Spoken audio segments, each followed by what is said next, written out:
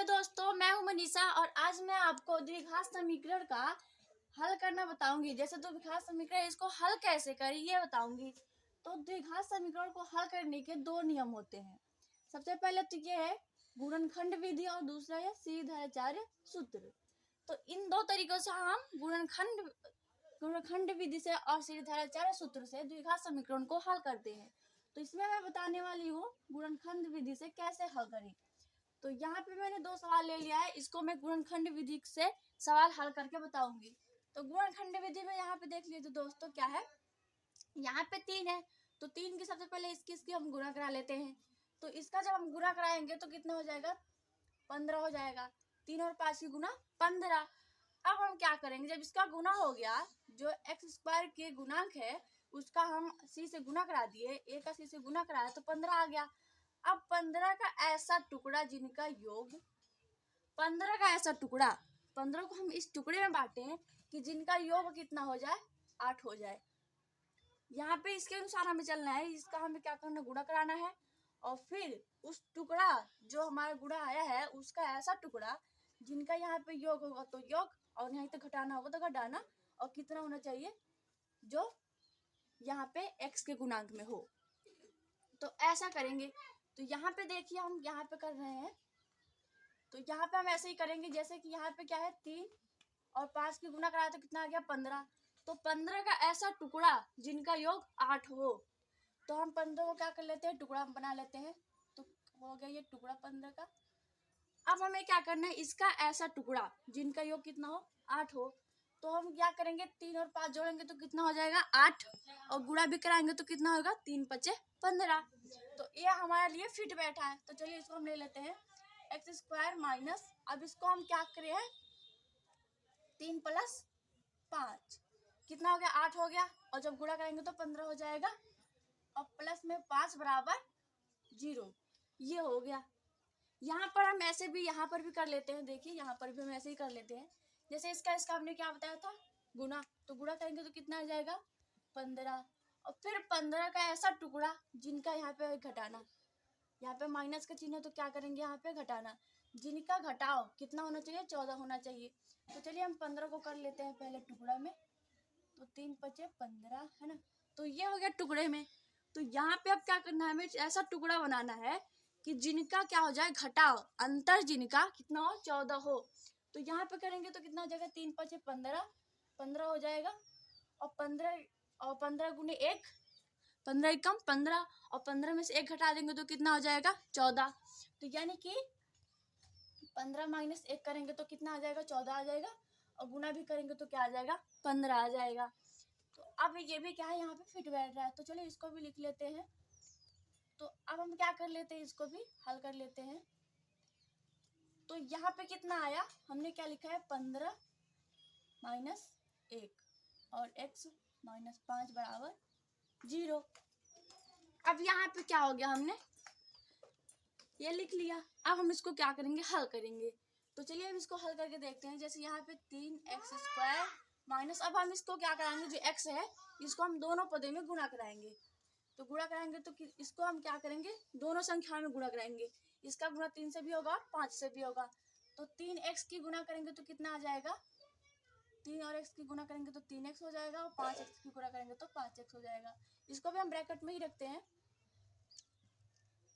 और ये इतना हो गया। यहाँ पर भी ऐसे ही हल कर लेते हैं, 3x² माइनस, इसको भी हम क्या करा लेते हैं, गुणा करा लेते हैं।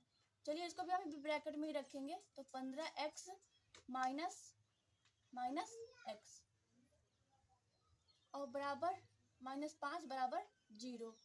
ऐसे हम क्या करें, हल करते आ रहे हैं। तो यहाँ पे देखिए क्या हो जाएगा 3x²। अब यहाँ जो माइनस है हम ब्रैकेट खोलेंगे तो अंदर का चिन्ह क्या होगा, परिवर्तन हो जाएगा।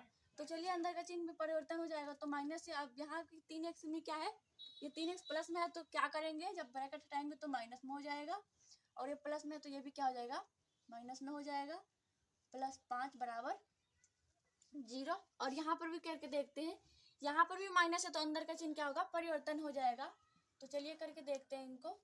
तो 15 का चिन्ह क्या था, प्लस था और माइनस हो गया, और यहाँ पर भी क्या है, x का चिन्ह माइनस है। तो चूंकि मैंने बताया है कि जब माइनस से ब्रैकेट खोलते हैं तो चिन्ह क्या हो जाता है, परिवर्तन हो जाता है। तो ये भी क्या परिवर्तन होके क्या आ गया, प्लस एक्स माइनस 5 बराबर 0। अब हम इसमें क्या कर सकते हैं दोस्तों, अब हम इसमें क्या कर सकते हैं, तो चलिए यहाँ पे देख सकते हैं, हम ये एक चीज तो कर ही सकते हैं, यहाँ पे इनका इनका हम क्या कर लेते हैं, कॉमन कर लेते हैं, इनका इनका हम इसमें क्या कर लेते हैं, कॉमन कर लेते हैं। तो यहाँ पे क्या है, कॉमन हो रहा है ना दोस्तों, ध्यान से देखिए यहाँ पे क्या कॉमन हो रहा है। चलिए हम कॉमन लेते हैं, अब इन दोनों में हम कॉमन लेंगे, तो इन दोनों में कॉमन क्या आ रहा है, 3x, ये क्या है, कॉमन आ रहा है, तो कॉमन हमने 3x ले लिया। अब पहले पद में क्या बचा है, 3x, चूंकि कॉमन आ गया है लेकिन एक x बचा है, तो एक x लिख लेंगे, यहाँ पे आ गया माइनस, और फिर यहाँ पे क्या आ गया, 3x दोनों बाहर आ गया, तो जहाँ पे कुछ ना बचे वहां पे हम क्या लिखते हैं, एक लिखते हैं। और यहाँ पे हम क्या कॉमन ले सकते हैं, 5 इसमें भी है, दोनों पदों में क्या है, 5 विद्यमान है, तो 5 को हम क्या लेते हैं, कॉमन, तो हम यहाँ पे ले लेते हैं -5 कॉमन हो गया।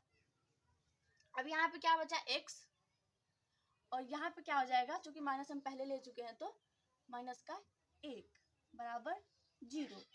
और ऐसे ही यहाँ पर भी हम कर लेते हैं, यहाँ पर भी हमने क्या किया है, कॉमन लिया है, तो कॉमन लेंगे तो यहाँ पे क्या बचेगा, 3x तो ऑलरेडी पहले से कॉमन आ जाएगा।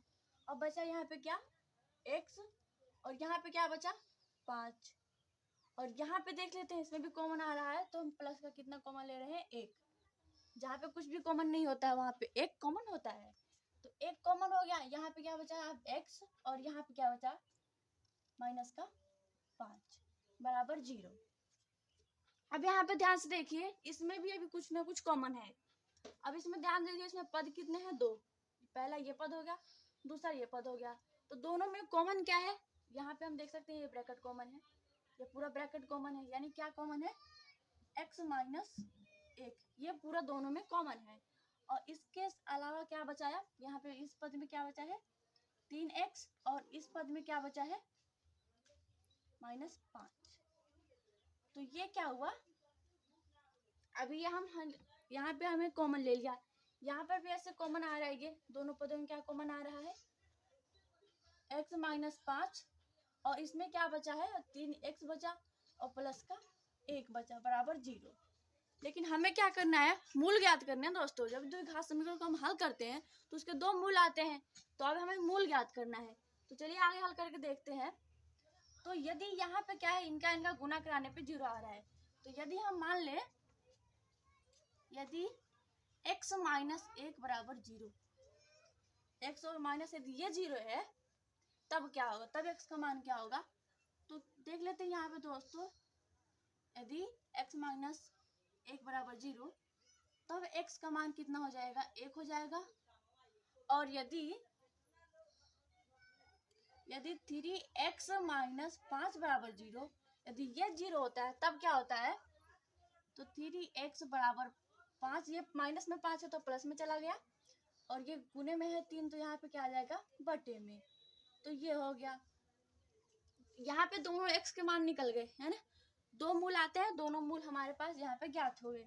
यहाँ पर भी ऐसे ही हम कर लेते हैं, जैसे यहाँ पे ध्यान दीजिए, यहाँ पर यदि हम क्या करें, यदि x -5 को 0 मान ले, यदि x -5 हमारा 0 है, तब x का मान कितना हो जाएगा, +5। और यदि 3x + 1 का मान बराबर 0 है, तो यदि ये 3x + 1 को 0 मान लें, यदि हमारा ये 0 है, तब हमारा x का मान कितना आ जाएगा, तो 3x, यहाँ पे 1 क्या है, प्लस में है, तो बराबर के दूसरी तरफ में जाके किस में बदलता है दोस्तों, माइनस में, तो ये बराबर के दूसरी तरफ आगे हो जाएगा माइनस में, तो माइनस का 1 हो गया। और यहाँ पे 3x के साथ कितने में है, गुने में है, तो कितने में आ जाएगा, यहाँ पे किसमें आ जाएगा, भाग में, तो x का मान यहाँ पे आ गया। तो यहाँ पर भी क्या आएगा, 2 मूल आ गए, एक x का मान 5 है, और एक x का मान कितना है, -1/3। तो उम्मीद है दोस्तों कि अब हम किसी भी सवाल को ऐसे कर सकते हैं, जैसे कोई भी हमें गुणनखंड विधि से दे दे द्विघात समीकरण को हल करना, तो ये 2 तरीके से हल करते हैं। एक तो हमें माइनस वाला जोड़, एक तो हमें ये गुणा करके घटाव देखना होता है कि घटाने से कैसा होता है, और एक यहाँ पे करके हमें प्लस देखना होता है कि इनका योग कितना है। तो ऐसे करके हम किसी भी सवाल को हल कर सकते हैं गुणनखंड विधि द्वारा द्विघात समीकरण को।